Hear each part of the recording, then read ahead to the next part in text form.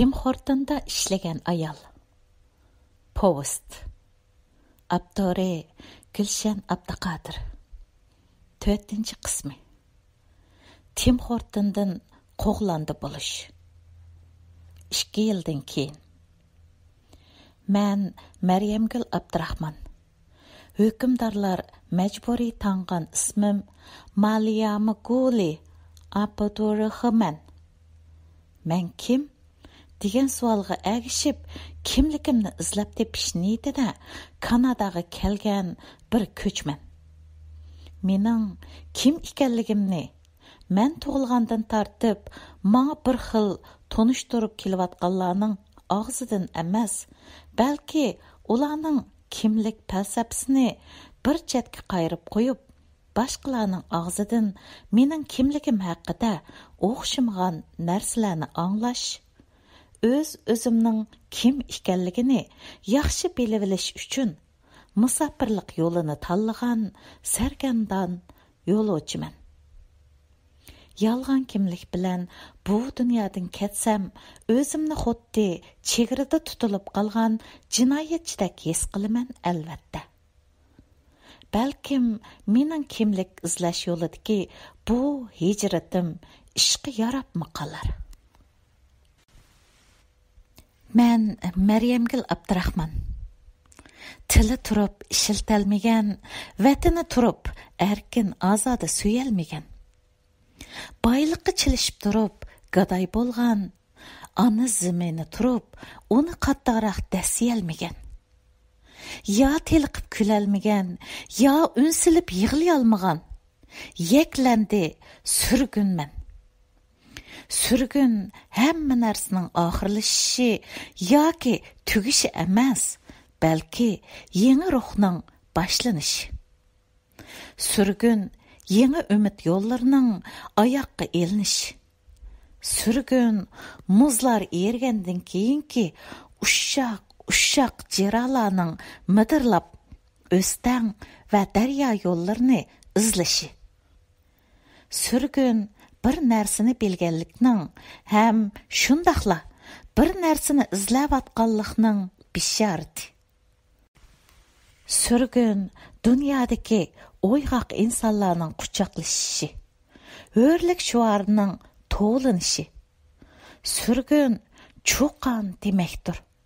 Sürgün menmi bor bu dunyoda demakdir. Mən Məryəmgül Abdurahman.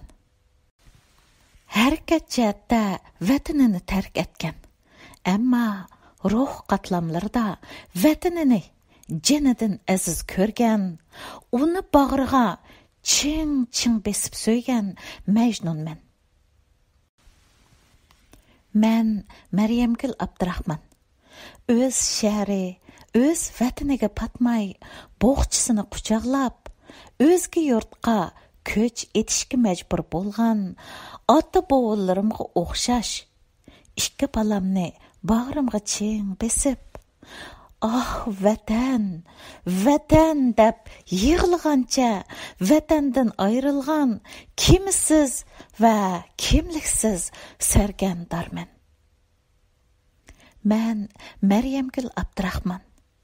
G'arb degan bir yer barkan, kimligini yutirib qo'yganlarning kimligini tepib olishiga yordam qiladi ekan.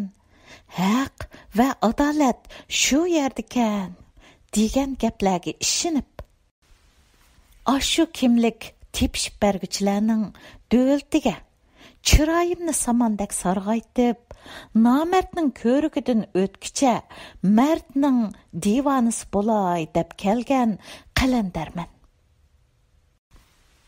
Men kimligimni izlash safariga chiqib, Kanadaga kelib to'xtag'ichi bo'lgan bu uzun musofada dunyoda kimlik ko'rishi bo'layotganligini cho'nqur tunib yetdim. Kim bo'lgan? Endi kim bo'layotidi? Kelajakda kim bo'ladi? Kim shaxmat taxtasida tura oladi va kim shaxmat taxtasidan tushib ketadi? Mana bu kurash. Menmi bu kurashning bir uchidan yer almoqchi bo'ldim. Kichik vaqtlarimda mahallada bo'ladigan jidallarda "Men kim, sen kim" degan gaplarni ko'p anglaytdim. Hozir dunyoning siyosiy sahnasida "Men kim, sen kim" operasi o'ynalmoqda. Ammo kimligingni izlamoqchi bo'lsang, "Men kim" deb o'rningdan dast turishing, mengishing va bir narsalar izlashing va badal to'lashing kerak. Kimlik raqobati xuddi bozor raqobatiga o'xshaydi. Kimlik raqobati bizdeklar uchun badal to'lash raqobati demakdir. Men Maryamgul Abdurahmon. Aqlimni topsam, bir dumkumtirib qo'yilgan qozonning ichida tug'ilgan ekanman. Ashu qozonni chiqib tashlab, yo'riq dunyoni topgan, chegara va to'soqlarni buzib tashlab, bepoyon kenglikda erkin nafas elishni sinamoqchi bo'lgan. Mo'rti kelsa, u qutubdan bu qutubga sakrab ketgan. Uzunga sakrash mohiraman. Yana o'z navbatida taqdir va qismatlarni o'zgartish uchun egizdan tövanga tushib, hamma narsani noldan boshlashni qaror qilgan ahmoqman. Hayot shundoq. Uningda mengish uchun ba'zida ahmoq, ba'zida qochqun, ba'zida ojiz, ba'zida kuchli bo'lasan. Bugun Torontodagi bir koreyalik kapitalist ochgan Tim Hortonda ishlayotganimga 3 hafta bo'lgan edi. Bu mening 3 haftalik sinoq bosqichim bo'lib, bugun oxirlashidi. Men bu 3 haftada nihoyat yaxshi ishladim. Endi menga rasmiy haftasiga 40 soatlik ish berdi degan tamada hayajon bilan ishga bordim. 5 soat ishlagandan keyin ishdan tushdim. Bir xizmatdoshim meni xo'jayinning saqlab turayotganligini aytdi. Men darhol xo'jayinning yeniga kirdim. Xo'jayin menga qilcha yuz xotir qilmasdan udulla. Bugun seni ishdan to'xtatishni qaror qildik. Chunki Tim Hortonning mulozimat saviyasi bo'yicha 1-2 qahva olgan xaridorni 1 minutda, sandvich olgan xaridorni 3 minutga yetmagan vaqtda uzatishing kerak edi. Ammo sening oddiy bir qahva zakaz elib xaridorni uzatishqchi bo'lgan jaryoning butunlay 3 minutdan tushmagan. Mulozimat sur'ating bak asta. Sening de sur'at ishning bo'ldiganligiga ko'zimiz yetmadi.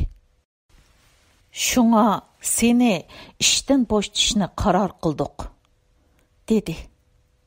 Va menga ishga kirgan kunimdan e'tiboran xizmat ishlash ahvolimni davomliq kuzatib, singa elib turgan sin alg'u lentisini qo'yib berdi. Men xuddi muz yerilib ketib, o'stanga tushib ketgan odamdek andikib ketdim. Xo'jayin bilan munozirlashkim bor bo'lsa-mu, ammo unda qila olmadim. Hey, xap, yanili shu inglizcha, dedim ichimda. Xo'jayin, "Mavo 3 haftalik ish haqqing, mavo $200 sana qo'shib berildi. Xafa bo'lmay, boshqa yerdan ish tepib ol", dedi. Men suvsiz qolgan gul yo'pirmiqidek solashgan edim. Toronto ko'chalarida qadamlarimni tast elib ketayotgach, yo'ldoshimga telefon elib, Tim Hortondan qo'g'landa qilinganligimni aytdim. Yo'ldoshim telefonda qaqoqlab kulib ketdi va "Ular sizlarni helimi kechikib qo'g'landa qipti. Men bo'lgan bo'lsam, sizlardek mis xotinni atsil qo'g'landa qilib atgan bo'lardim", Dərhal abduzga o'ltirib uyga qaytinglar. Tim Horton jidili әмдіғо түгігенді, dedi çaq-çaq qilib. Mən avtobus bekitining yenidagi bir xilvat gullikka joylashgan o'rindiqqa kelib o'ltirdim. Bu dal yoz mezgili bo'lib, kech soat 7larni ko'zitib turayotganiga qaramay, havo shundoq issiq edi. Mən o'rindiqda әмділі o'ltirishimga telefonimga uchur kelganlik signali berildi. Telefonimni içib uchurlarning yig'ilib ketganligini ko'rdim va birma-bir anglashga başladım. Birinchi uchurda manga akordeon bilan chelingan tövendagi naqsha yo'llangan edi. Kirdimi tushlaringga 3 darvoza ko'chalari, aslarsammi bizni Maryamgul Torontoda yurganingda. Naqshining orqasidan "Ohoy, yashab ket ha" degan ovozlar. Ayollarning kulkilari anglanib turadi. Ko'rinib turibdiki, vatandagi saboqdoshlarim 20 yillik saboqdoshlar uchrashishida o'ltirishibdi. Men manga so'q qilingan, manga tonish va men ko'p aytadigan bu so'yimlik naqshini anglab, boshlarimni alqonlarimning orasiga elib, buldoqlab, yig'lab ketdim. Men ovozimning teshig'i chiqib ketmasligi va boshqalarning ko'rib qolmasligi uchun o'z hayojonimni test kontrol qilyotmoqda edim. Men telefonimga qarab, "Hey xax, men Torontoda ishdan qo'g'landi bo'lib yuray. Sen xax o'ynab yurish-a?" dedim ichimda ochiq bir chidamaslik, seg'inish va men ifodalab berolmaydigan inson tabiatida bor bo'lgan barliq ojizliklar o'zini ko'rsatmoqda edi. Yüzümdeki barliq suv oqadigan joylarimdan xuddi mashina aynikiga qo'yilayotgan yomg'ir suyidek yosh va boshqa narsalar oqmoqda edi. Men xuddi mashina aynikini to'xtamay surtibmi ulgurolmayotgan aynak surtgichdek qo'llarim, yog'liqlarim va qo'l qog'ozlari bilanmi surtib tugtalmayotdim. Voy, ayollarning yuragida su nima degan chiqa? Ey ayol, yig'la. Sen yig'lamay kim yig'lasin? Yig'lashdan hech qo'rqma, ham qo'rinma. Xohlasang ovozingni qo'yib tip. Xohlasang pinhon yig'la. Yig'lashqa yerdan toki bepoyon ko'klarga qadar haqqing bor. Yetarki yig'la. Ishchimdagi seni bearam qilayotgan ochiq zardablar chiqib ketib, ruhing va yuraging texmi poklansin. Sendak o'z dardi va g'imidan boshqa vatani, millati va xalqining g'imini yeb yurgan bir ayol har doim yig'lab turishi kerak. Chunki yig'i boshqa yerdan emas, balki yurakdan keladi. Agar bir ayolning qalbi yig'a va yoshlarni ishlab chiqara olmasa, demakki u ayol behud ayol demakdir. Ey ayol, yig'lashdan hech qo'rqma, ham qo'rinma. Yig'lagandan keyingi ayol jasur va kuchli ayoldir. Aqlliq ayollar aqlliqlik bilan bergan ko'plagan qarorlarni yig'idan keyin bergan. Nurg'ilgan erlar yig'layotgan ayolga bezorlik bilan yig'lama deb vaqirsimi? Ammo yig'lab bo'lgandan keyingi ayolni bag'riga besishni yaxshi ko'rdi. Chunki yig'lab bo'lgandan keyin ayol shunchalik go'zal, shunchalik latofatlik, shunchalik qaysar va mardona bo'lib ko'rinadi dunyoga. Men yig'lab etib, ovozimning yuqori chiqib ketganligini sezmabdiman. Xonim, o'zingiz tinchlikmi? Yordamga ehtiyojingiz bormi? degan so'zni anglab, cho'chib beshimni ko'tirdim. Oldimda ikki soqchi ofitseri menga yiqimliq kulimsirab qarab turadi. Ha, yo'q, men yaxshi. Yordamga ehtiyojim yo'q. Ammo ovozingiz yuqori chiqib ketdi, xonim. Agar yordamga ehtiyojingiz bo'lsa, ayting, xonim. Biz sizni uyingizga olib qo'yaylik. dedi soqchi apandi menga to'limi muloyim va siliqlik bilan. Yo'q, men yaxshi, o'zim ketalayman. Sal charchab qaptiman. Bu yerda bir oz dam olg'im bor.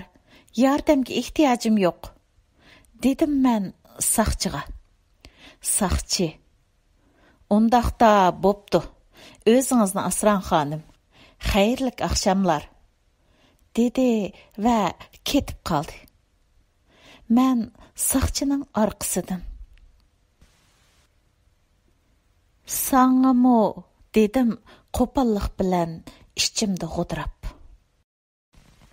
Bu Toronto degan sarang shaharda ovozini sal chiqirib gap qilg'ilmi bo'lmaydi desa, dedim men yana g'udrab. Men telefondagi ikkinchi uchurni ochdim. Uchur do'stim Zaynabdan kelgan edi. "Adash, 20 yillik saboqdoshlar uchrashish qildik. Sening yo'qliging bak bilindi, adash. Bargan yerlarimizning hammasida, "Voy, Maryamgul bu yerlarni ajab yaxshi ko'ratdi" deyishdik. Akordeon chalinganda sening heliqi bizga, ya'ni ayollarga aytib berdigan mardona jirlaringni eslashdik. O'g'il saboqdoshlarimiz-mu bu shaharda Maryamguldek valisqa chiroyli peqiraydigan ayol yo'q-jumu deyishib, sana yuqori baho berishdi. Bu so'zlarni anglab, qo'lim bilan og'zimni tutgancha xuddi kaptardek buqildab qoldim.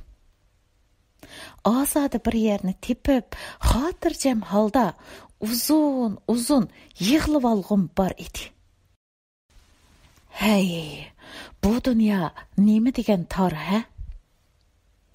Har millatning o'ziga xos kechalmas narsalar bo'ladi. Men vatandagi chog'larimda bundaq o'ltirishlarni, mening kimligimni o'z qo'lim bilan yo'qotishimga sabab bo'layotgan omillar deb qaragan va bu bir g'aflat. Buningdan o'zimnimi va avlodlarimnimi qutuldirishim kerak deb o'ylagan edim.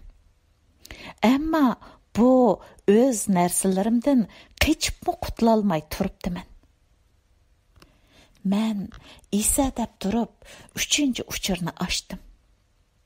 Bu kollektiv rasm bo'lib, o'tir maktabda birga o'qigan saboqdoshlar va o'qituvchilarimizning birga tushgan surati edi. Men 4-uchurni ochdim. Bu uchur do'stim Ra'nodan kelgan edi. "Adash, qanday ahvoling? Yaxshi turibsizmi? Saboqdoshlar uchrashishida seningli gapingni qilishdik degina. Adash, seni $2000 maash oladi ekan, 2 bolasiga hukumat $1000 yaqin pul berdi ekan deb angladik. Rostmi, adash? Kanada balini toza chiqtug'idigan yerkan juma, adash." Men meyig'imda kuldim. "Sening mavo qo'g'landichiliklarыңdan xabaring yo'q-da, do'stak", dedim men ichimda yana g'udrab. Mən 5-ci uçurni açdım. Hey Məryək. Kanadaga berip, hemmisiga telefon qıpsan. Mağa bir telefon qıp qoymadın. Xəbcimo Məryək. Bu kichimizdan bir məhəllədə oynab çoğ bolğan, həm tam xoşnam, həm başlanğıç və o'ttir məktəbdəki savaqdaşım Dilshod idi. Onun avazıdan haraqni jiq içib alğanlığı bilinib turadi. Arqadan yana ayollarning chaq-chaq va kulkilari, shuningdek Dilshodning xonimining "Dilshod, bo'ldi qiling" degan ovozlari anglanibla üzülüp qaldı. Bilinib turibdiki, Dilshodning so'zlari kesitilgandek qiladi. Dilshodning uchuri meni oltindek yoshlik chog'larimizga boshlab ketdi. Biz to'liq o'ttirni bitirib, oliy maktabga ketganda, saboqdashim Dilshod savdo qilish uchun Guangzhou, Shanxay qatorliq dengiz bo'yi shaharlarga ketgan edi. Men yozliq ta'tilda qaytib kelganda, Dilshod bilan darvoza oldida uchrashib qolatdik. "Qachon kelding, Maryamxon?" deydi u meni teriktirib. "Sarang, tuz gap qila. Mening ismim Maryamxon emas, Maryamgul. Bilib qo'y." deydim men tumshuqlarimni so'zib zardi bilan. Bir kuni mahallimizda bir to'y bo'ldi. O chaqlarda uzun uzun barangliq qo'ylilardan yana bir mahalladagi qo'ylilarga qiz ko'chiriladi. Emdila soz chelinib to'y boshlanishi bilanla Dilshod neridan: "Oy Maryamxon, qo'pa, valis o'ynaymiz" degancha oldimga keldi.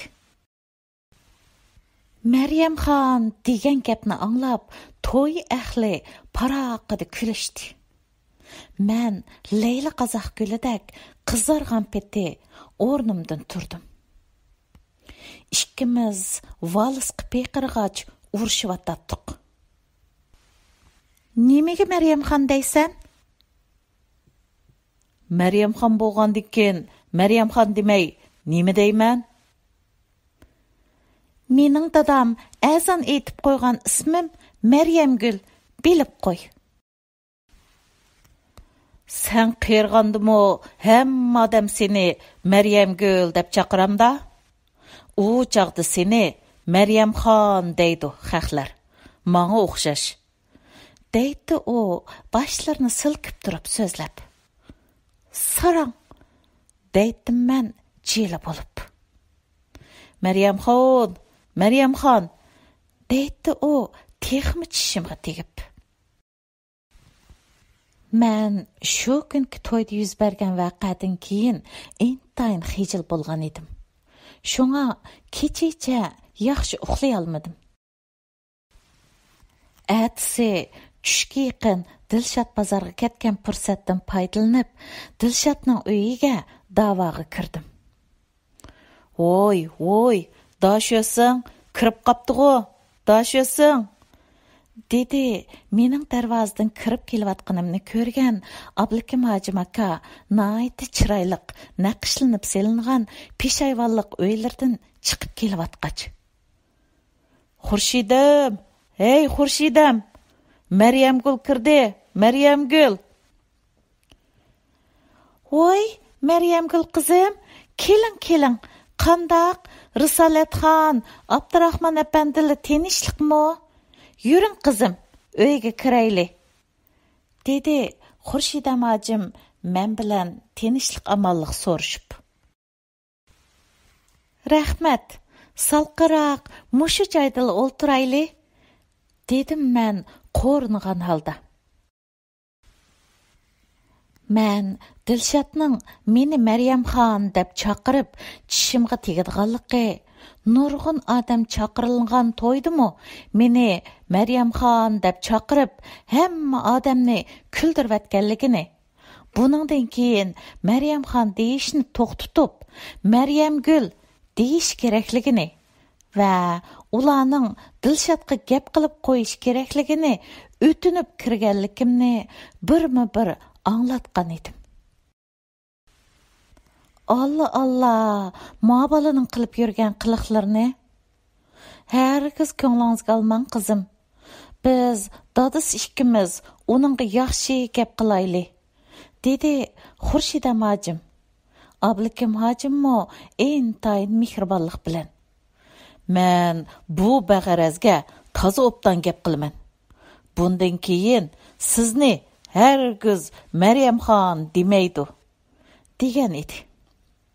Xiyollarim shu yer kelganda yuzlarimni somkamning ustiga qo'yib, xiqrab kulishga boshladim. Boyqi yig'inlarimdan asarmi qolmagan edi. Bu qitim ichimdan bir shayton kulkisi kelmoqda edi. Hey tova, ota-onasining oldiga da'voga kiribmi, uni Maryamgul degizalmagan edim. Hey balaliq, hey yoshliq, nima degan beg'ubar, nima degan pok chog'lar edi, ha? Toronto ko'chalari ratlik, pokiz va tep-tinch. Ya mashinalarning signal berganini, ya odamlarning yuqori ovozda so'zlashganini anglamaysan. Kishilar bir-biriga intayin siliq va do'stona muomala qiladi. Har vaqt odamlarga qilayotgan marhamat, kechiring, rahmat degan yiqimliq so'zlarni anglaysan. Ammo men har vaqt o'zim Torontoda bo'lsam-mo, xiyollarim shavqon suranga liq to'lgan ashu kichikkina xilvat shaharim va mahallam bilan yashab keldim. Og'chaylam, chiqirishmoq, atlang'ich o'yinlari, sirkaylarni dumkim turib, qop-qor o'smalarni ching siqib, qoshlarimizga qo'yishlarimizdan tortib, hamma narsa men uchun to'lima qimmatlik va suyimlik aslama edi. Men uyga qaytishni o'yladim. Yoz kunlari kech soat 8 bo'lib qolganiga qaramay, Torontodagi savdo markazlari odam bilan liq to'lgan edi. Mashina to'xtatish maydonlari mashina bilan liq to'shib ketgan edi. Torontoliklar boy va g'amsiz.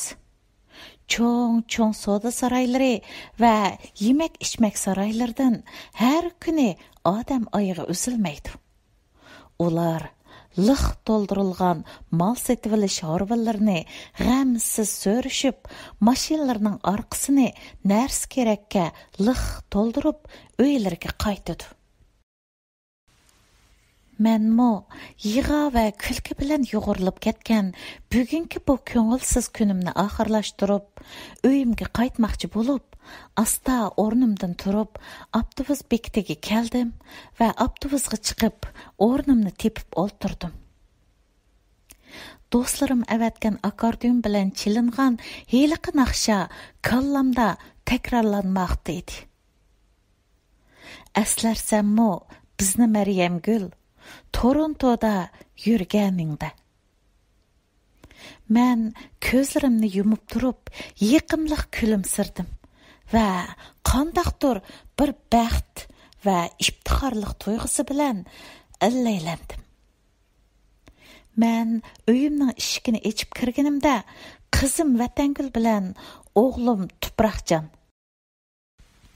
Opa, sendin bek ansirdiq, nimanda uzun yo'qab ketsan? Deginicha yugurishib kelishib bo'ynimga esilishdi. Yo'ldoshim xuddi bir narsaga kulkisi kelib ketgandek bir qiyofatda turadi. Haqiqatan meni Tim Hortondan qo'g'landi qilib o'tibdi deb kulkisi kelib ketyapti deb o'yladim ichimda. Ey oila, musofirchilikdagi vatanning kichikiltirilgan modeli. Uy ichidan ochiq qizilmuch bilan pidigan qo'rimizning mezilik purqi kelyotadi. Ko'rinib turibdiki, yo'ldoshim meni Tim Hortondan qo'g'landi bo'p ketibdi deb, men yaxshi ko'rdigan pidigan qizilmuch qo'rimsi bilan lag'man etibdi. Uy ichi men hech qachon tasavvur qilib baqmagan darajada pokiz tozlangan bo'lib, oyoqlar oyoq qo'ydigan shkafga ratlik tizilgan, chopon va sumkalar kiyim asquchga esilgan edi. Uy ichida hech qanday qalaymaqan bir narsani ko'rgil bo'lmaydi. Mehmonxona uyiga qo'yilgan shira ustida naytim yo'g'on bir aynak gul lo'nqisida men eng yaxshi ko'radigan seriq atirgulni o'z ichiga olgan rangarang atirgullar liq to'lib turadi. Voy, nimandaq chiroyli atirgullar bu? Kim akeldi bu gullarni? Kim akelgan bo'lsa, uningdan Alloh rozi bo'lsin. Dedim men güzel gullarni qonmay purab turib. Apa, dadam seni seriq atirgulni bak yaxshi ko'rdi deb akeldi bu gullarni, dedi o'g'lim tuproqchan. Ha, shundaqmi? Men yo'ldoshimga qardim. O. Shundaq, Maryam gul, men akeldim. Men gul akelsam bo'lmamdikan. Nimandaq hayronlik bilan qaraysizlar odamga? Dedi u yumorli holatda. Bu chaqda xiyollarim yo'ldoshim ikkimizning gul uchun ko'p qatim takallashib qolgan kunlarimizga kechdi. Yakshanba kuni tug'ilgan kunim. Manga seriq yeni kelib, tuxum seriqi atirgul so'q qilgan bo'lsangiz bo'ptikan. Ha, shundaqmi? Tug'ilgan kuninglarga o'zinglar eng yaxshi ko'rdigan seriq atirguldan o'zinglar xohlagancha tanlab bir quchoq setib olinglar. Mana pul deb ustal ustiga pulni qo'yib qo'yatdi yo'ldoshim. Yo'q. O'zinglar bozordan setib olib, tug'ilgan kuninglarga muborak bo'lsin deb, turk erlardek oldimda turib baqqan bo'lsanglar, deydim men uningdan ranjib. Ha, men mushu gullarni ayollarga egilib turib so'q qildigan ishlarni toza yaxshi bejirolmaydi ekanman. Deydi u taslikda chiroyini purishtirib. Ayollarga emas, ayolimga dangmandaq deb tuztish beratdim men ochiqlangan holatda uning so'zini bo'lib. Ha, to'g'ri, ayolimga. Ayollarga emas. Men mushundaq nozik ishlarni to'g'ri bejarolmaydigan bir erkakman. Mening borim mushu, ha? Meni so'ysanglar, mening mushu holim bilan so'ygan bo'lsanglar, deydi u yumorli holatda. Men sizdan qimmat baliq oltin zanjir talab qilyapmayman-ku. Noit kessa bir dasta gul talab qilyotganim. Agar tug'ilgan kuninglarga oltin zanjir olg'inglar bo'lsa, unimi elinglar. Mana pul. Xohlaganinglarni elib, oshqan pulni yondirib kelinglar. Deydi u pulni menga uzatib. Qandaq gapkan o? O'zining tug'ilgan kuniga o'zi sovg'a oladigan. Siz bilan chiqib elib, ondan chochlarimni qayrib turib, bo'ynimga esib qo'ysiz. Yo'q. Meni unda qiynamanglar. Qanchalik qimmatni olsanglar, elinglarki. Ammo meni esib qo'yinglar degan gapni hargiz qilib qolmanglar. Мән мұшы аялларның чашларını қайырып тұрып, бойнығы зәнжірі есіп қойдыған ішіне әргіз мı бечерелмеймен. Yo'ldashim xuddi hozirla bir odam uni oltin zanjir esib qo'yishga qistavotgandek jiddiy qiyofatda norozilik bildirmoqda edi. Ayollarga emas, ayolimga dang, deydim men tuzdish berib. Ha, ayolimga. Uning ustiga altın zincirler siliq ve nazik bo'lgandan keyin mening bu ambur, kuluch, bolq kesak, loy degandek narsalarni ko'p tutgan qo'pol qo'llarimda u nazik narsalarning quluplarni ochmoqmi bir mushkul ishda. Men yana uningga davomli tuztish berib, ayollarni emas, ayolimni deydim. Qani, shiraga kelinglar. Yo'ldashimning meni shiraga taklif qilishi xiyollarimni buzib etdi. Men sizlarni bugun o'z qo'lim bilan bir qo'lliq mehmon qilib qo'yayjumu. Yo'ldashim so'zligach taxsiga lag'manni selishga boshladi. Men shiraga kelib o'ltirdim. Yo'ldashim men eng yaxshi ko'rdigan pidigan much qo'rimisi va karabsha barangi qo'rimisidan iborat ikki xil qo'rim qo'rib lag'man etgan ekan. Men baxt qo'ynida allaylanmoqda edim. Men har vaqt tamoq etib shiraga kelinglar deguchi edim. Uzun zamanlar bo'ptikan boshqalarning qo'lidan tamoq yeb boqmag'ili. Men har vaqt oilam uchun tamoq etguchi bo'lib kelgan edim. Shunga yo'ldashimning bugungi bo'langmini menga putmas, tugimas bir baxt tuyg'usi ato qilgan edi. Yo'ldashim lag'manni men eng yaxshi ko'rgan shaklda intayin tuz va inchik tortgan edi. Bir ayol kishi uchun yo'ldoshi etib bergan lag'manni yeyishdinmi ortiq baxt bo'lmasi kerak. Men baxt beshigida allaylanmoqda edim. Ichimda Tim Hortondan qo'g'landi bo'lganimmi yaxshi bo'ldimi nima deb o'ylaydim. Ey ayol, ko'nalar, ayollar o'shki yig'i bir damda erib ketidi. Ayollar yaxshi gapning quli deyishidi. Yo'ldashimmi meni bir lag'man bilan ertib olgan edi.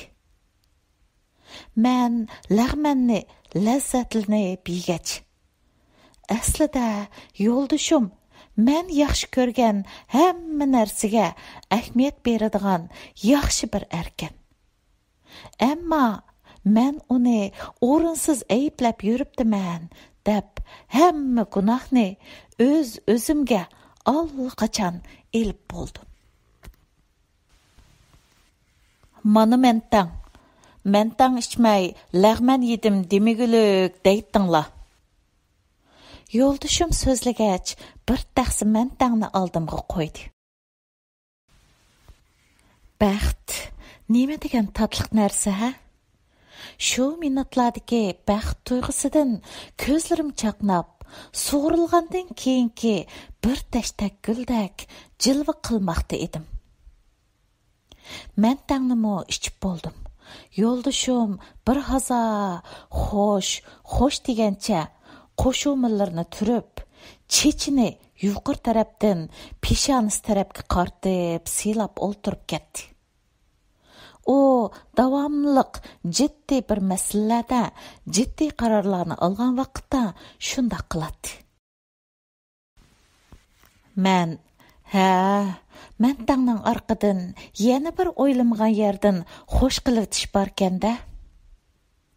Tayliq bir turk baklavasi keladi aqchon. degan tama bilan baxt böşügide əlləylənməkdə edim. Vətəngül, tuproqcan, bu yoqqa chiqinglar, deydigan gap bor. Yo'ldashim balalarni chaqirg'ach, televizor ustiga qo'yib qo'yilgan qaramtul, yeshil maxmal Uyg'ur do'ppisini beshiga kiydi. Qizim bilan o'g'limmo shiraga kelib o'ltirdi. Orani bir necha sekundlik sukut qopladi. Yo'ldashim bir nuqtaga tikilib, bir narsa haqida cho'nqur muloyiza yurgizayotdi. Yürügüm qarttada qilib qaldı. İçki hissiyatlarım qattiq bir to'qinishda bo'lib, nima bo'larini anqirolmayotgan shu minutlarda yo'ldashim jiddiy bir qiyofatda og'zini ochdi. Maryamgul, dadimiz Abdurahmon hojim vatanda qazo qilib ketibdi. Men bir xatmi Qur'on qilib o'tay. Yo'ldashim shu gapni qildi-da, xatmi Qur'onni boshlab ketdi. Chiroyim oqlib o'tgan karabshidak oqirib ketgan edi. Ikkinchi qatim muz yerilib, o'stanga tushib ketgan odamdak andikdim. Yuqori suratli tosh yo'lda qattiq yomg'irda qolgan yangi sho'pirdak titirdim. Ruhlarim daraxt qo'lidan ayrilgan kech kuzdagi sarson yo'pirmoqlardek tinab tamtirmakda edi. Nafaslarim bo'g'ilib, mo'ldir soqqan qizil guldak xarob holatga tushdim. İçki dunyorim tuyuqsiz kelgan dengiz bo'rini opitidan keyin vayron bo'lgan dengiz sahilidak param parcha edi. Xatmi Qur'on tugidi. Men nafas elishqa, bir sop havoga ehtiyojliq edim. Men aron deganda balkonning eshigini ochdimda, o'zimni balkonga otdim. Yeni ko'chib chiqqan 21-qavatdagi uyimizning balkonidan yiroqqa nazar solganimda bepoyon go'zal shahar Toronto kechasi ko'z qamashtirib, so'zilib yotmoqda. Men yiroqlarga nazar selib, men tug'ilgan ashu dumkam turib qo'yilgan kichikkina qozon shaharni izladim. Ko'zlarimning ko'rish quvvati yetmadi. Ko'rolmadim. Ko'zimni chim yumdim. Xiyollarim va ruhlarim uzoqlarga uchib ketdi. Bu qozonni chiqib tashlash uchun qilinayotgan cho'qan surallar, o'rra sadolari uningga agishib, yana qo'ldan qo'lga elinib, zaratkorlikqa uchib ketayotgan dadam rahmatlikning tavuti. Men asta o'zimga shivirladim. Xalqim omon bo'lsin. Xalqim o'lmasin. Xuddi menimda saqlanib qolgan koni uchurlarning uvusi cho'lgandek, dadam bilan o'tkazgan o'lim, vatan va millat haqidagi suhbatlarim ko'ngil g'aznamga boshqadan yerlashmakda edi. Hayot erishmak va yo'qotmoq demakdir. Men Kanada tuprog'iga va Kanada vatandoshligiga erishganim bilan yana bir vaqtda hayotimda zarur bo'lgan yaqin odamlarimni yo'qotib mangmoqda edim. 4-qism tugadi.